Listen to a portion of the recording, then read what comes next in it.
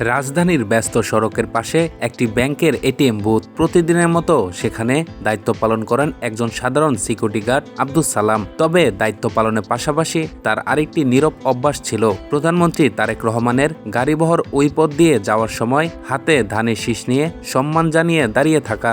সেই দৃশ্য নীরবে লক্ষ্য করেছিলেন প্রধানমন্ত্রী তারেক রহমানও। অবশেষে ধানের শীষ হাতে দাঁড়িয়ে থাকা সেই আব্দুস সালামকে উপহার পাঠিয়েছে প্রধানমন্ত্রী।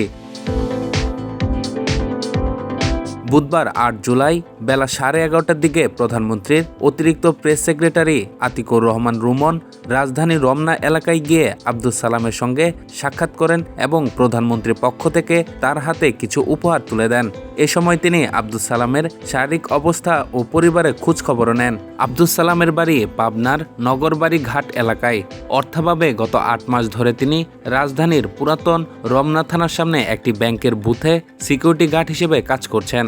এর আগে তিনি পেশায় একজন গাড়ি চালক ছিলেন। স্ট্রোক করার পর তিনি আর গাড়ি চালাতে পারেন না। এরপর থেকেই গাড়ির স্টিয়ারিং ছেড়ে সিকিউরিটি গার্ডের কাজ নেন।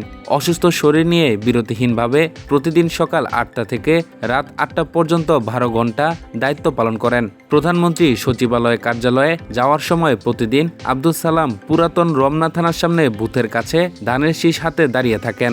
তার এই নীরব শুভেচ্ছা ও ভালোবাসার প্রকাশ একসময় প্রধানমন্ত্রীর দৃষ্টিগোচর হয়। পরে প্রধানমন্ত্রী তার অতিরিক্ত প্রেস সেক্রেটারি আতিকুর রহমান রুমনকে ওই ব্যক্তির খোঁজখবর নিতে উপহার সহ সেখানে পাঠান। প্রধানমন্ত্রী উপহার পেয়ে আবেগ আপ্লুত হয়ে পড়েন আব্দুস সালাম। কৃতজ্ঞতা প্রকাশ করে তিনি বলেন, তিনি কখনো কল্পনাও করেননি যে এটি প্রধানমন্ত্রীর দৃষ্টিগোচর হবে এবং প্রধানমন্ত্রী তার জন্য উপহার পাঠাবেন। তিনি আরও বলেন, আমি প্রধানমন্ত্রী তারেক রহমানের বাবাকে ভালোবাসি, তার মাকে ভালোবাসি, প্রধানমন্ত্রীকেও ভালোবাসি। তিনি যখন এই পথ দিয়ে যান আমি প্রতিদিনই তাকে সালাম দেই। তিনিও গাড়ির ভেতর থেকে হেসে আমার সালামের জবাব দেন, হাত নেড়ে শুভেচ্ছাও জানান। আজ আমার জীবনের সেরা দিন, সবচেয়ে আনন্দের দিন। প্রধানমন্ত্রী আমার মতো একজন ক্ষুদ্র মানুষকে উপহার পাঠিয়েছেন। এর চেয়ে বড় আনন্দ আর কি হতে পারে। একজন সাধারণ মানুষের নীরব ভালোবাসা ও শ্রদ্ধার প্রতি প্রধানমন্ত্রী এই মানবিক সারা স্থানীয়দের মধ্যেও প্রশংসার জন্ম দিয়েছে।